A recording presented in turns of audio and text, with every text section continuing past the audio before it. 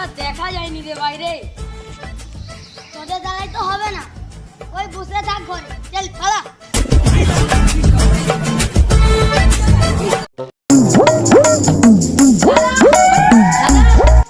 আমার বন্ধুর বিয়ে হয়ে গেছে, তার দুটো ছেলে।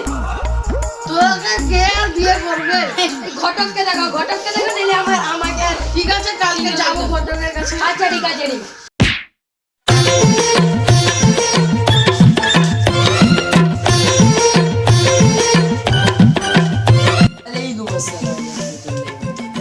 আপনি কি ভালো আছেন? মোটামুটি কেটে যাচ্ছে।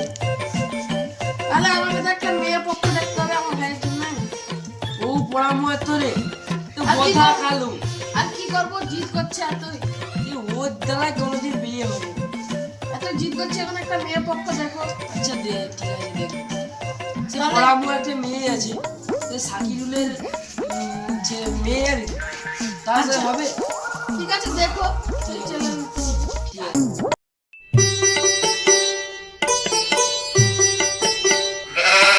ঘটক কথা, আমি তো আপনার বাড়ি যাওয়া বলছিলাম। কেন বাবু? আমার মেয়ের জন্য একটা পাত্র এসেছে। হ্যাঁ আমার হাতে একটা পাত্র আছে। কোথায়? ও সেই যে নাজমুল যে আছে না হ্যাঁ হ্যাঁ আপনাদের পাড়ায়, হ্যাঁ, সেই নাজমুলের ভাই আর কি। ঠিক আছে। হ্যাঁ, তাহলে বিয়ে আমি তাহলে তার ভাইকে তাহলে বলছি, তাহলে হ্যাঁ, বলে ডেটটা দিন। ফাইসাল হবে। হ্যাঁ, বলে দিন। ঠিক আছে। আমি বলছি যে আপনার যে ভাইয়ের কথা বলেছিলেন, হ্যাঁ, একটা মেয়ে দেখছি। আমি বলছি আপনার পায়ে যে সাকিব, তার মেয়ের জন্য কথাবার্তা হচ্ছে আর কি। আমাকে ধরলো যে এই তো এনেছি, মেয়ের বাপকে দেখুন কথা বলুন। আপনার ভাইকে কি বিয়ে দেবে? ছেলেকে ডাকবো।